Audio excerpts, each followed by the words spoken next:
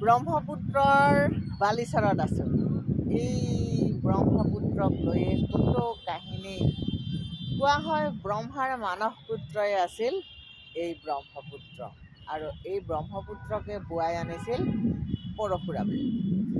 মাতৃক বধ কৰাৰ পিছত পৰশুৰামৰ হাতৰ পৰা যেতিয়া কুঠাৰখন এৰাই দিয়া নাছিল, তেতিয়া কোনোবা, মই নামটো পাহৰিলোঁ, ঋষিৰ পৰামৰ্শ মতে তেওঁ ব্ৰহ্মপুত্ৰৰ সেই ব্ৰহ্মকুণ্ডত গা ধুই মুক্তি লাভ কৰিছিল, পাপৰ পৰা মুক্ত হৈছিল তেওঁ। আৰু তেতিয়া তেওঁ ভাবিছিল যে এই পবিত্ৰ পানী মই যদি মোৰ দেশলৈ বোৱাই লৈ যাব পাৰোঁ, তেতিয়া দেশৰ মানুহে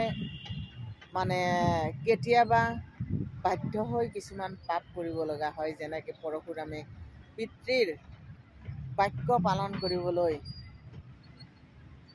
পাপ কৰিব লগা হৈছিল। তেনেকুৱা নাজানা জনা বহু কাৰণত মানুহে কেতিয়াবা পাপ কৰিব লগা হয়, আৰু সেই পাপ খণ্ডন যদি মোৰ দেশৰ মানুহৰো এই পবিত্ৰ পানীত ধুই যদি হয়, তেতিয়াহ'লে এই পবিত্ৰ পানী মই মোৰ দেশলৈ বোৱাই লৈ যাম।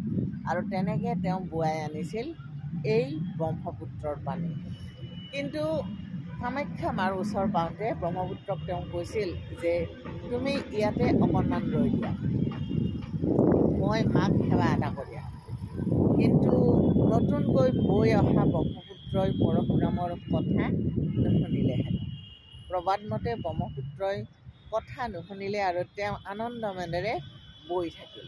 আৰু তাতে ক্ষোভিত হৈ পৰশুৰামে হেনো সাও দিছিল যে তুমি যিমানেই বিশাল নোহোৱা কিয়, তুমি সদায় অপবিত্ৰ হৈ ৰ'বা।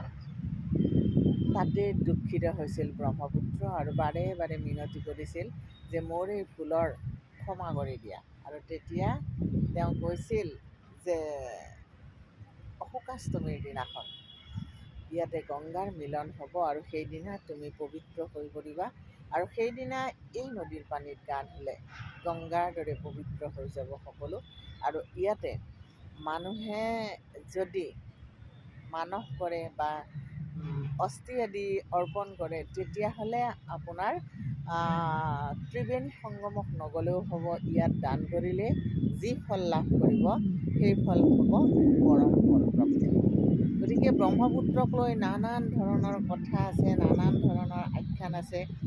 সেই আখ্যান আৰু সেই কাহিনীবোৰ শুনি থাকিলে মন ভৰি যায়, যিহেতু আমাৰ নিচেই ওচৰতে এই ব্ৰহ্মপুত্ৰ। গতিকে সময় পালে এবাৰ ব্ৰহ্মপুত্ৰৰ বুকুলৈ অহাৰ হেঁপাহ এটা থাকে মনৰ মাজতে, আৰু সেই হেঁপাহ আৰু সেই আকুলতাৰ বাবে আজিও আহিছোঁ।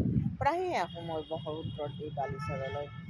যেতিয়াই পাণবজাৰ ফাঁচী বজাৰলৈ আহোঁ, তেতিয়া এবাৰ হ'লেও ব্ৰহ্মপুত্ৰৰ এই বালিচৰত নামি মই চাই যাওঁ ইয়াৰ নৈসৰ্গিক দৃশ্য অনুপম।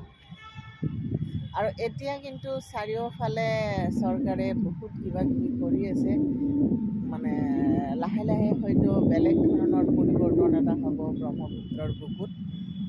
আৰু আপোনালোকে পৰিৱৰ্তনবোৰ দেখাই পাই থাকিব।